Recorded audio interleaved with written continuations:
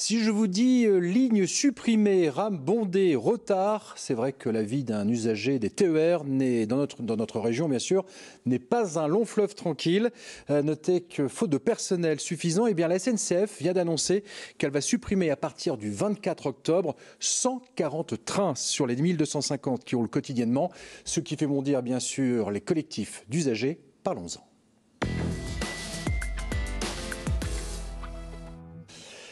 La colère gronde chez les usagers du TER et pour en parler, nous sommes avec Rémi Perrin. Bonjour, merci beaucoup d'avoir répondu à notre invitation. Vous êtes l'administrateur du groupe Facebook Usagers des TER Hauts-de-France. Bonjour également à Michel Magnier, merci également d'avoir répondu à notre invitation.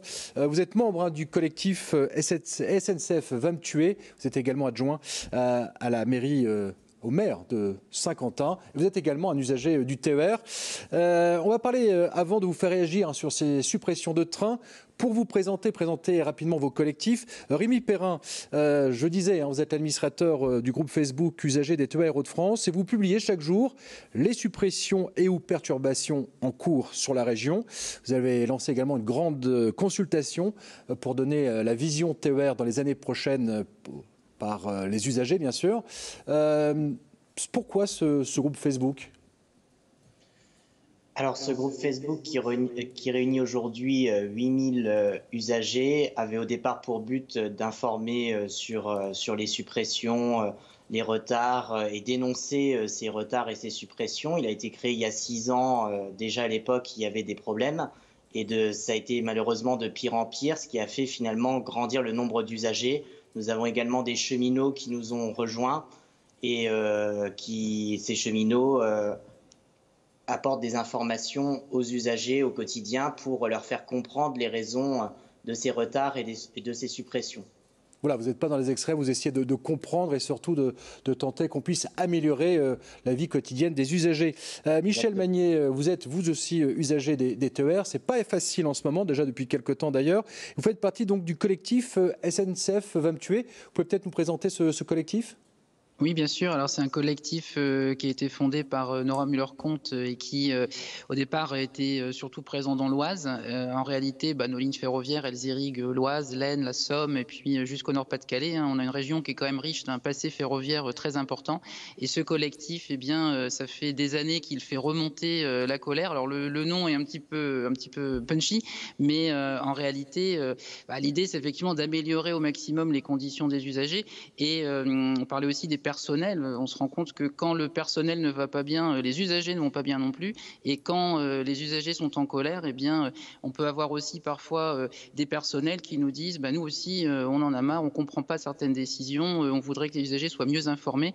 Donc je pense qu'on a intérêt à tous travailler dans le même sens pour le bien des usagers et pour la mobilité de tous.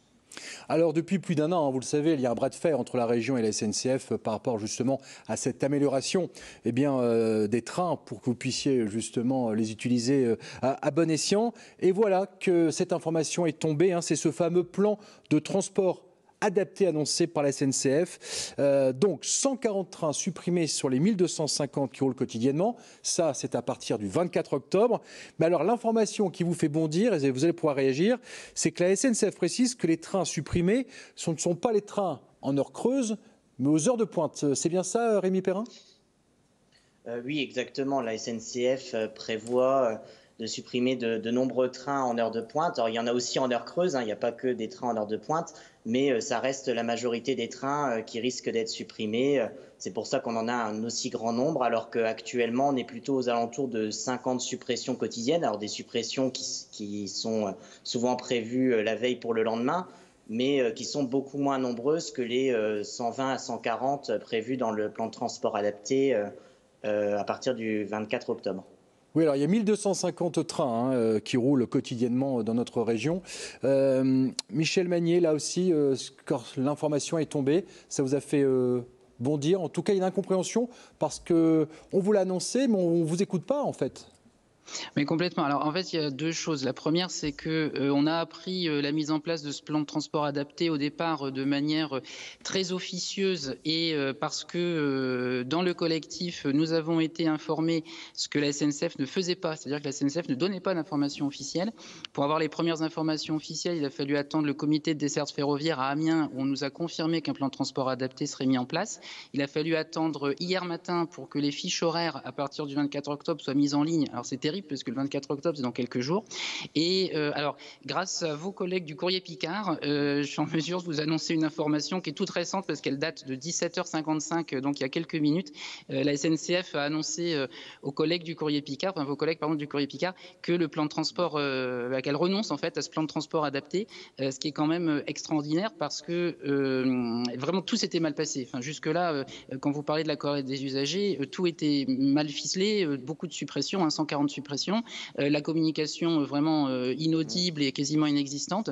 Et bien, je pense que ce soit le collectif d'usagers Facebook, que ce soit ce collectif SNCF va me tuer, la pétition, l'action de la région, l'action des collectivités, les usagers qui ont fait remonter leur colère, eh bien, a priori, en tout cas, le Courrier Picard nous l'indique là, il y a vraiment quelques minutes, la SNCF renoncerait à ce plan avec quand même une vigilance, à mon avis, à avoir. Les collectifs gardent leur utilité parce que renoncer, ça ne veut pas dire supprimer ni abandonner complètement, ce qui fait que on peut se dire en tout cas que l'action des usagers est déterminante, que la SNCF devrait peut-être concerter davantage les collectivités, les usagers, les partenaires et les publics qui prennent le train, qui doivent quand même être prioritaires. Faire rouler des trains, c'est bien, mais il faut que ce soit pour les usagers. Et là, la SNCF, franchement, sur ces 2 dernières semaines et même plus largement, avait connu de graves défaillances que nous dénonçons.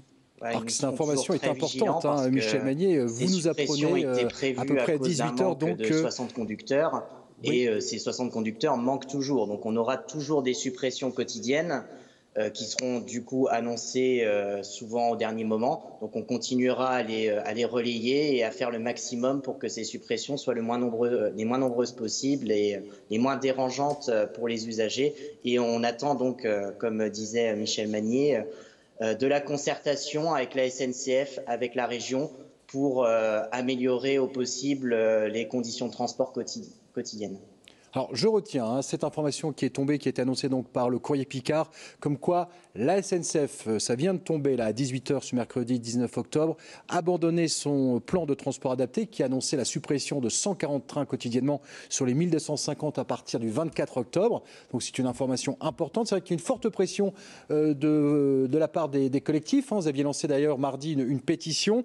Et Xavier Bertrand, le président de région, et Franck Dersin, le vice-président chargé en transport, devaient tenir ou tiendra encore une conférence de presse à ce sujet qui est prévu ce vendredi. Vous l'avez dit, le sujet TER reste quand même sous tension, notamment avec cette pénurie de personnel de conducteurs. On ne va pas les retrouver comme ça d'un claquement de doigts.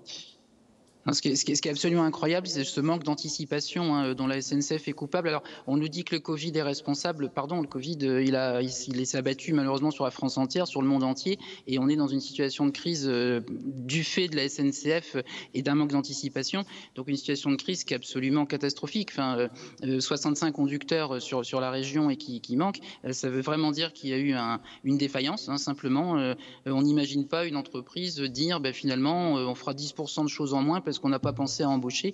Alors c'est très compliqué de devenir conducteur, c'est une formation qui est très exigeante, c'est un métier qui est très dur, mais il n'empêche que une entreprise se doit d'avoir des marges, d'avoir la réserve nécessaire et d'avoir le personnel suffisant. Là, clairement, ça n'a pas été le cas. Donc effectivement, comme disait Rémi, on restera vigilant au fait que ces suppressions, malheureusement, on sait qu'il y aura des choses compliquées, mais c'est à la SNCF de faire en sorte qu'elles le soient le moins possible et de tirer les leçons. Ça fait des années que les collectifs se battent en disant attention, il y a des problèmes, et on a l'impression que c'est un éternel recommencement, et même en pire, et ça c'est plus supportable. Il faut que la SNCF tire les leçons des crises qu'elle subit. Est-ce que c'est plutôt une bonne idée, depuis quelques semaines, un comité TER a été mis en place où on écoute la parole des usagers avec la région, la SNCF. Vous avez parlé justement de ce comité qui a eu lieu pour l'étoile d'Amiens. Dernièrement, là, c'était à Hasbrook. Le fait de pouvoir vous écouter, vous pensez que ça permet d'avoir un poids supplémentaire, Rémi Perrin ? Oui, tout à fait. On se bat avec notre page Facebook pour être entendu, que ce soit par la région et par la SNCF. Donc on attend des comités réguliers, même plus réguliers qu'une fois par an, pour faire des points sur les situations des différentes lignes, écouter les doléances des usagers pour améliorer le trafic. Michel Magnier est là avec justement la problématique, hein, vous le savez, hein, de la pénurie d'essence. On peut penser qu'on pourrait se tourner vers le train encore un peu plus. Pourtant, ça reste toujours aussi compliqué sur certaines lignes et à certaines heures de pointe. Tout le monde n'a pas de place sur certaines lignes, hein.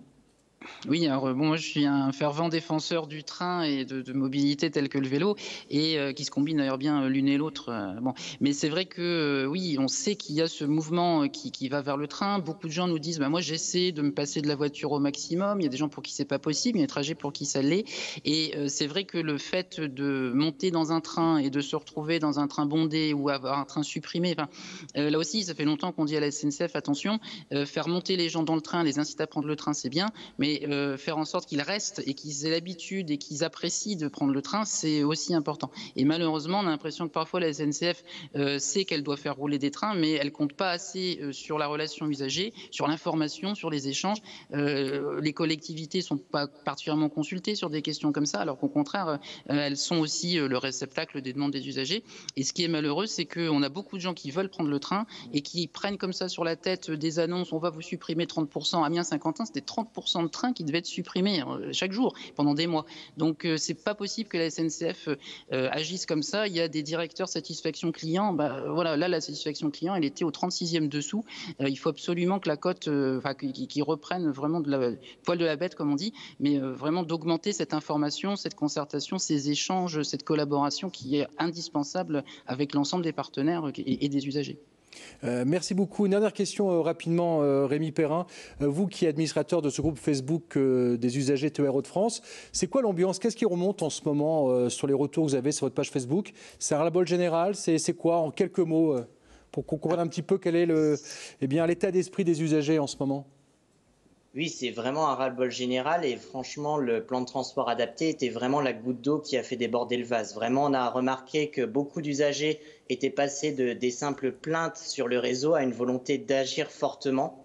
Et on espère maintenant que cette volonté d'agir ne va pas rebaisser, hein. On attend de tous nos usagers utilisateurs de ce compte qu'ils agissent avec nous et qu'ils gardent un œil vigilant sur les trains ces prochains mois, sur les annulations et les trains assurés aussi, pour voir si finalement il y a une amélioration par rapport au PTA qui était prévu. Merci beaucoup Rémi Perrin, administrateur du groupe Facebook Usagers des TER de France. Merci également à Michel Magnier, adjoint au maire de Saint-Quentin et du collectif SNCF va me tuer avec cette information. La SNCF qui a donc décidé de mettre fin, d'arrêter son plan de transport adapté.